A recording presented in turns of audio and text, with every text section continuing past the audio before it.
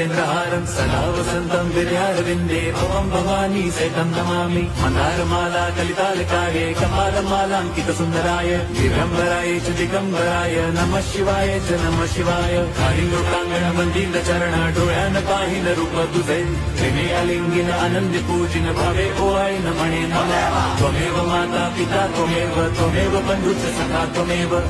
विद्या द्रवणं त्वमेव सर्वं मम देवदेव कायेन वाचा मनसेन्द्रियैर्वा बुद्ध्यात्मना वा प्रकृति स्वभावात् करोमि यद्यत् सकलं परस्मै नारायणायति समर्पयामि अच्युतं केशवं राम नारायणं कृष्णदामोदरं वासुदेवं हरिं श्रीधरं माधवं गोपिका वल्लभं जानकी नायकं रामचन्द्रं भजे।